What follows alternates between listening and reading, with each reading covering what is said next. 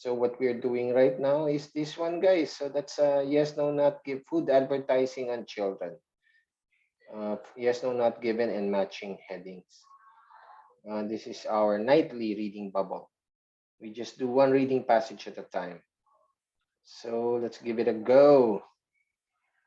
All right. Okay, so this is list of headings. Damn. So paragraph A to G, that's like 7 paragraphs. Damn. There's so much to read. Yun. There. Oh. But we will not do that first. We will do this one first. Sige, let's go, guys. It has officially begun. So we'll go with yes or not given. There is little difference between the healthy diet recommended by advisors and diet prompted in food advertisements. So let's look for something like that, a healthy diet recommended by advisors. There. Let's look for something like that. No reading. Skim muna, skim. Later na yung reading.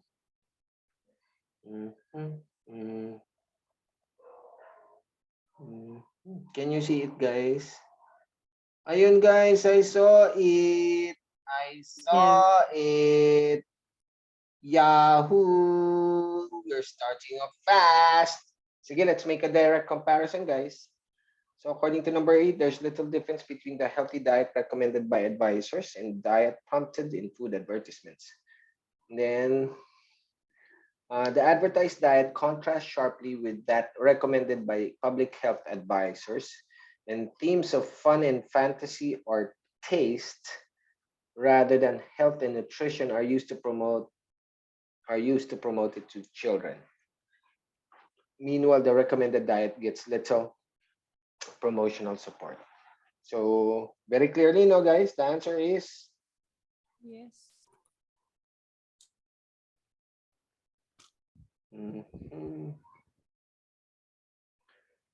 Little difference daw, guys, pero nakalagay dito contrast sharply, guys.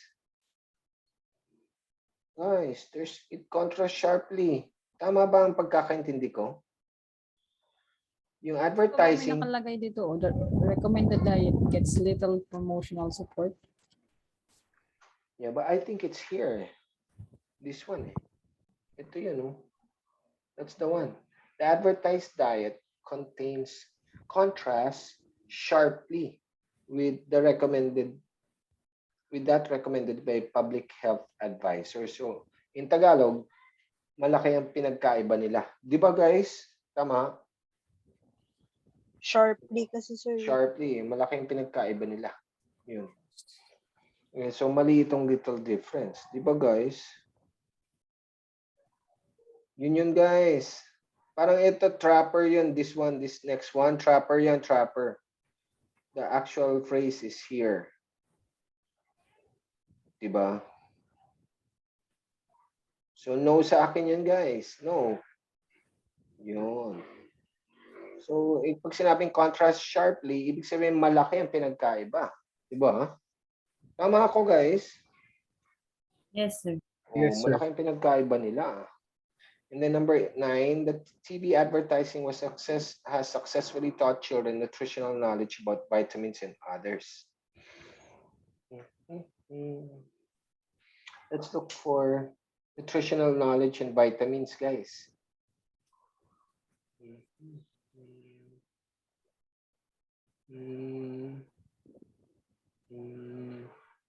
Ayan o. Nutritional knowledge, guys. Yun na yun. Sige, so let's read. There's plenty of evidence. Sorry, guys. What we should have done is we should have read all of A so that we can at the same time answer the list of headings. So let's go. Children's food promotion is dominated by television advertising. And the great majority of this promotes the so-called Big Four. Whoa, cereals, soft drinks, confectionery, and savory snacks. In the last 10 years, advertising for fast food outlets, outlets have rapidly increased. There is some evidence that the dominance of television has recently begun to wane. The importance of strong global branding reinforces a need for multifaceted communications, combining television and merchandising, tie-ins, and point of sale activity. Yun, yung point of sale guys, that is yung nandun na sila sa stores, no? Point of sale yun. The advertised diet. Okay, so guys, maybe we can answer A already. General points of agreements and disagreements of researchers. No. How much children really know about food? No. Parang nasa B yun, guys, no? Parang B yun. Need to take action? No. Advertising effects of the big four. So that's possible. Connection of advertising and children's weight problems? No. Evidence that advertising affects what children buy to eat? No. How parents influence children's eating habits? No. Advertising's focus on unhealthy options. That's also possible, guys. So pwedeng 4, pwedeng 8. And then children often buy what they want? No. Underestimating the effects advertising has on children. Wala naman ako nakita underestimating them. So guys, it's either 4 or 8, no? Kaya lang itong advertising effects of the big four versus advertising's focus on unhealthy options. You know, my experience with Cambridge, pagka ganyan ka-obvious yan, parang ingat ako dyan, no? Parang, that might be a trap or it's too easy. Ganun, no? So, titingnan ko to, no? Advertising's focus on unhealthy options. So, here, it was mentioned that there are the big four, di ba? Yun. And then in the last 10 years, advertising fast food outlets have rapidly increased. There's some evidence that the dominance of television has really recently begun to wane. The importance of strong global branding reinforces the need for multifaceted communications, combining TV and merchandising, tie-ins and point. The advertised diet contrasts sharply with recommended by public health advisor and themes of fun and fantasy or taste rather than health and nutrition are used to promote it to children. Meanwhile, the recommended diet gets little promotional support. So for me, guys, for me, I will wager my reputation. 8 yun. 8. Kasi parang the entire paragraph is not about the big four. It's really all about yun. Nandun sa dulo eh. So parang yun yung main point, no? Parang yun siya. The way I read it, so don't worry, that's my answer. Yun. 8. Okay, yeah, hey, and then let's now move on to B because B will answer this one. Has successfully taught children nutritional knowledge about vitamins and others. So, ayun, no, nutritional knowledge, nandun siya, no, guys. So, I'm gonna read the entire paragraph, guys, because I wanna answer this one at the same time, no? Yan. So, there's plenty of evidence that children notice and enjoy food promotion. However, establishing whether this actually influences them is a complex problem. The review tackled it by looking at studies that had examined possible effects on what children know about food. What they know about food. You know, taught children their food preferences, their actual food behavior, both buying and eating, and their health outcomes, obesity and cholesterol levels. The majority of students examined food advertising, but a few examined other forms of food promotion.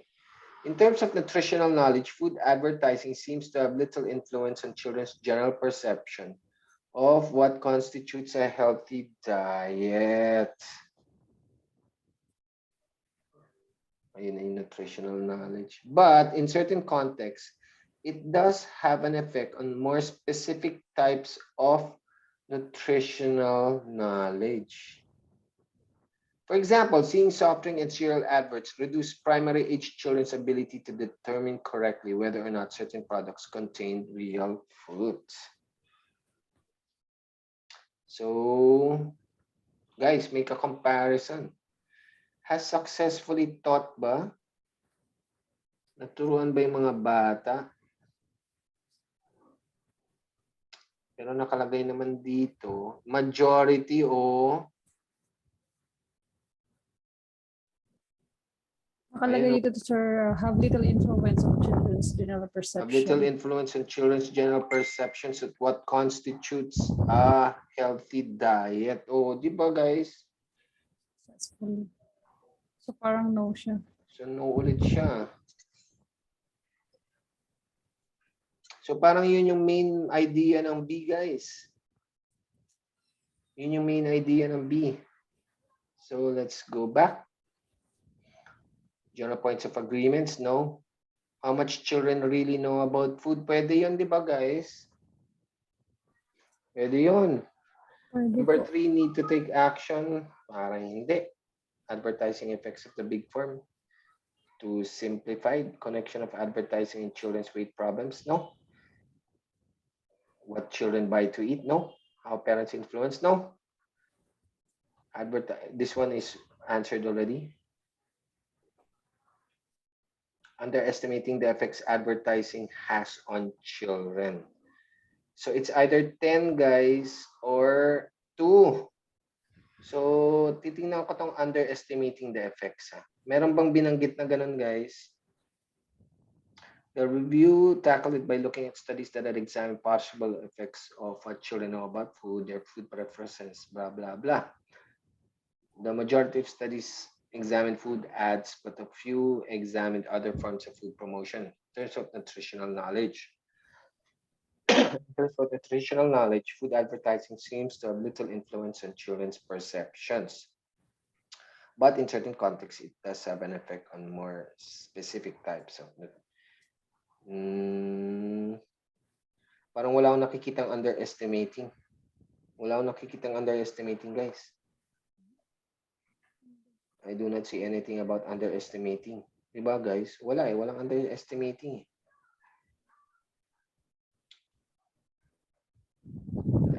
Underestimating the effects of advertising. Wala akong makitang ganun, guys. So, 2 yun. 2. Wala akong makitang ganun, oh. Yun. So, baba tayo. Solid to, guys. Dalawang mahirap na question types to. It is hard to decide which aspect accompanied by TV viewing has caused weight problems or other detrimental effects on children. So, let's go.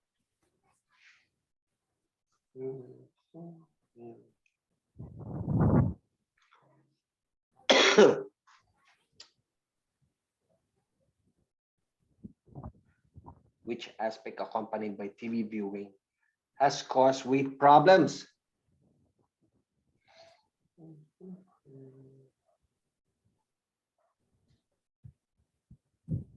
Wala, guys. Wala dun. Which aspect accompanied by TV viewing? Wala. It's not there. But I think I saw. Parang nasa D.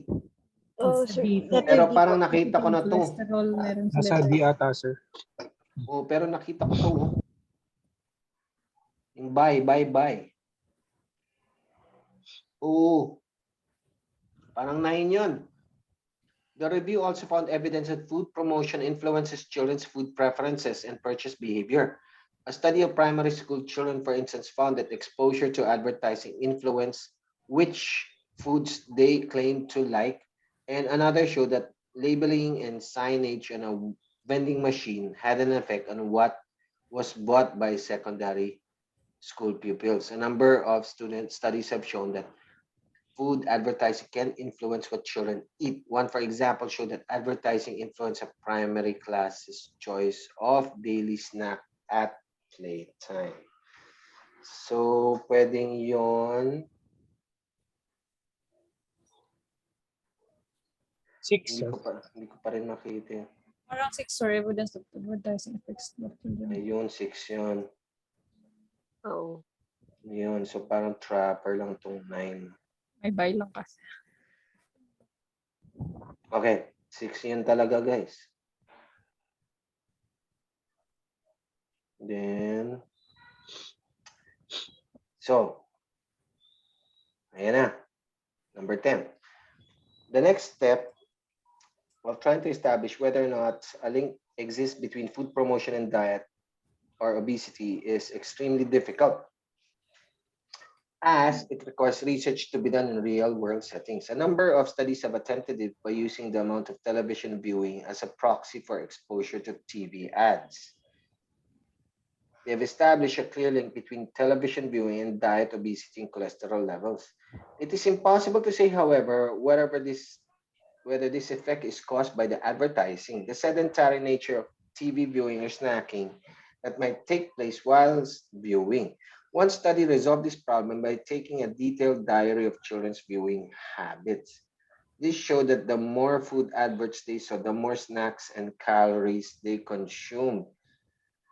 It is hard to decide which aspect accompanied by TV viewing has caused weight problems and other detrimental effects. So guys, ay, parang no na naman. Ano ba yun? Ba't tatlong no? Look, oh, it is impossible to say whether this effect is caused by advertising. Yun yung ano obesity and everything. The sedentary nature of television or snacking that may take place whilst viewing.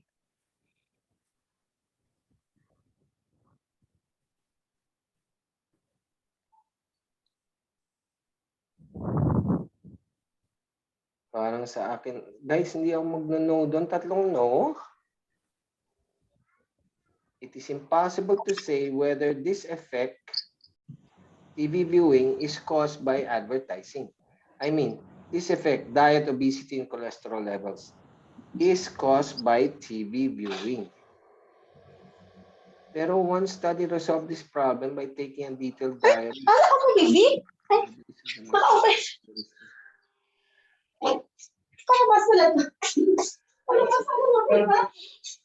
Guys,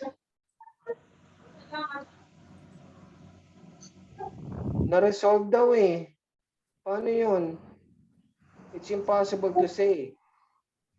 Pero one study resolved this problem. O ano yun?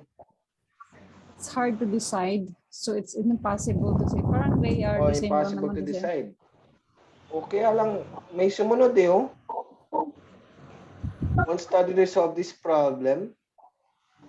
What do you think?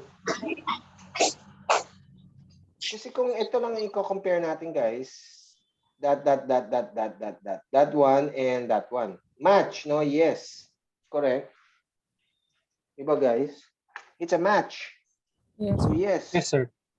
Kaya lang may sumunod, one study resolved this problem.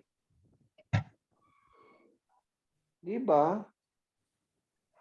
May malinaw eh. One study resolved the problem eh. So no na naman yon, ganun ba yon? Kung Cambridge yan guys, hindi nangyayari yung tatlong sunod-sunod na ganyan. No, sir. No, sir. Oo nga, parang we can actually say, Your Honor, the problem has been solved by one study. There, Your Honor. Di ba?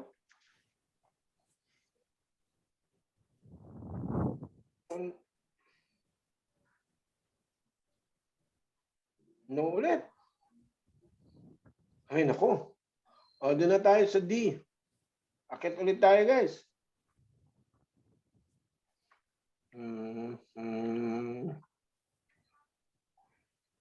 Okay.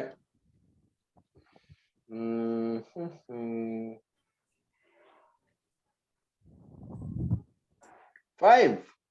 Correct? Yes, sir. Five Yes, sir. yun. Five. Konti na lang, guys. We're on the edge of glory. I'm on the edge of glory. The preference of food for children is affected by the age and gender or age and gender. Thus the literature does suggest food promotion is influencing children's age and gender. Nasaan ba yun? Basahin na rin natin guys kasi we need it for list of headings. And this does not amount to proof. The literature does suggest food promotion is influencing children's diet in a number of ways. This does not amount to proof as noted above with this kind of research. Incontrovertible proof simply isn't attainable. Bumalik na naman siya sa impossible, guys. Oh, edi yes to. Diba? Bumalik na naman siya. Oh, naging, sabi niya impossible. Tapos sabi dito, one study resolved this problem. Tapos pagdating dito, it's not attainable. Oh, diba? So yes yun. Gosh, diba?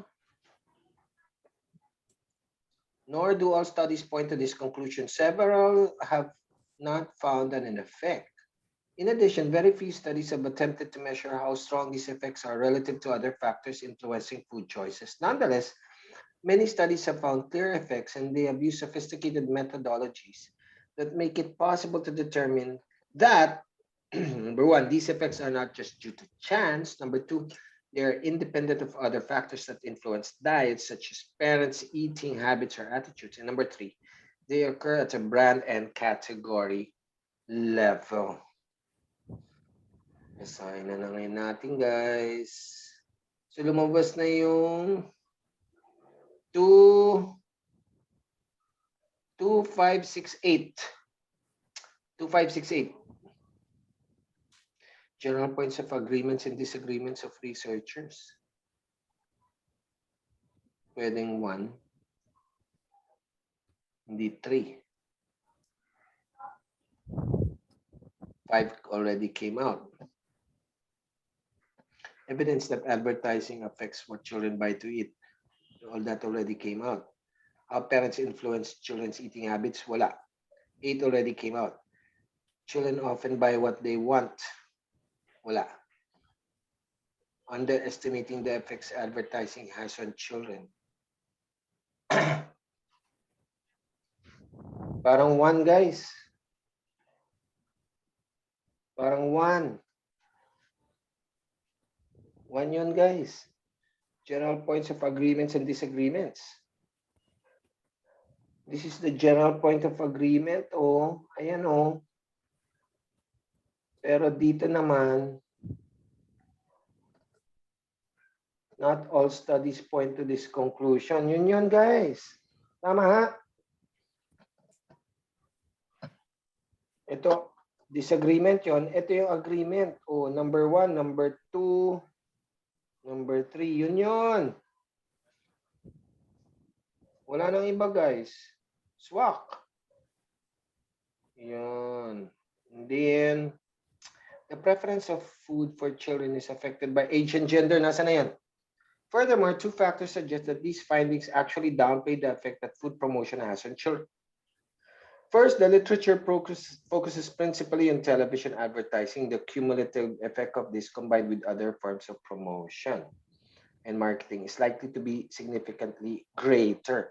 Second, the studies have looked at the direct effects of individual children and understate indirect influences. For example, promotion for fast food outlets may not only influence the child but also encourage parents to take them for meals and reinforce the idea that this is normal and desirable behavior. Hindi pa lumalabas yung age and gender, guys. Isang paragraph na lang, oh. So, ito yung guys, parents, oh. Yun yun. 7.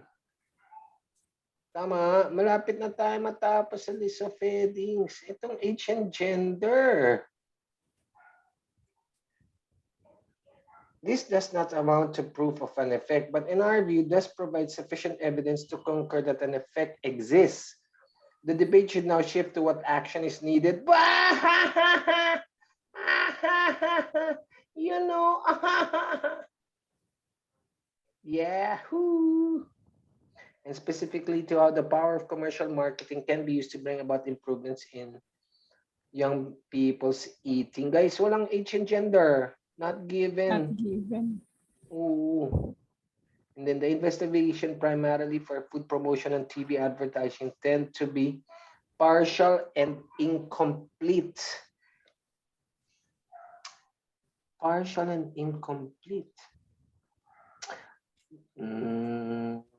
This does not, Thus, the literature does suggest that food promotion is influencing children in a number of ways.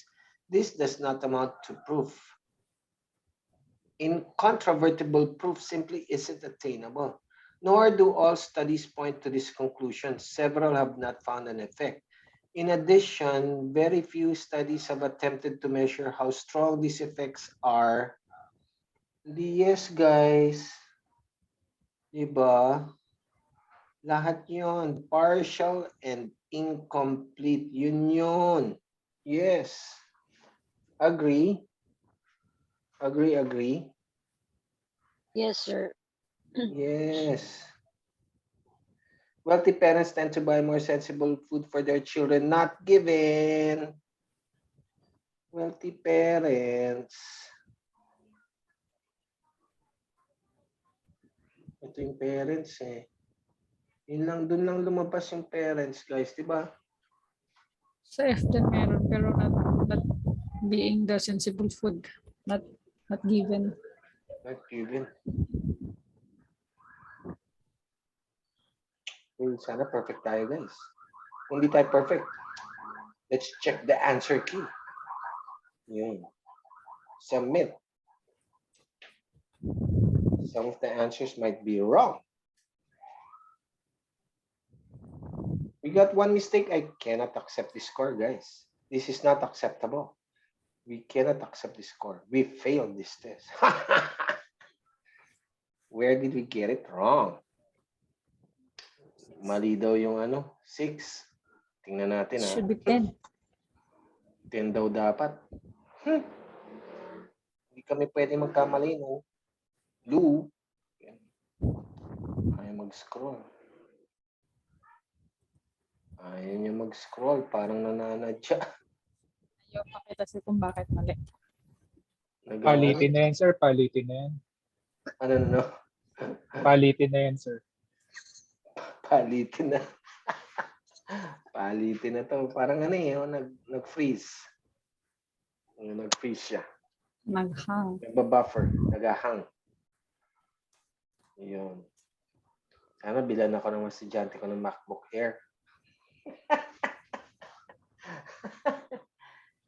Wait lang, guys. Patience is a virtue.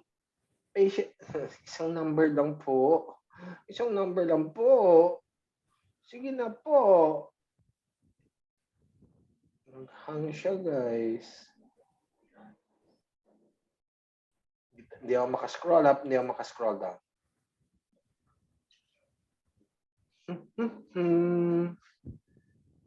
Let's go, computer. Kaya mo yan. Pero I love that, no, guys? That was a hard one. Diba? Combining two tough question types, no?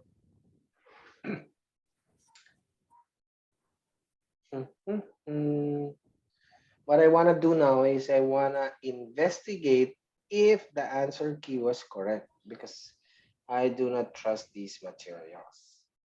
I only trust Cambridge.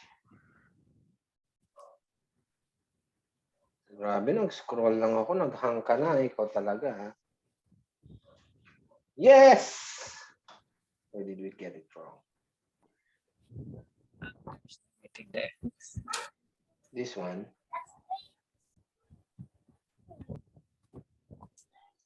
So what is paragraph F?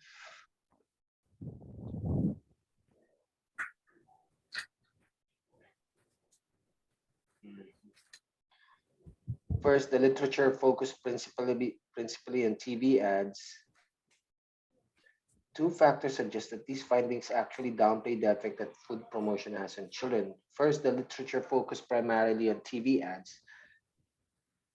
Secondly, the studies have looked at the direct effects of individual children and understate indirect influences.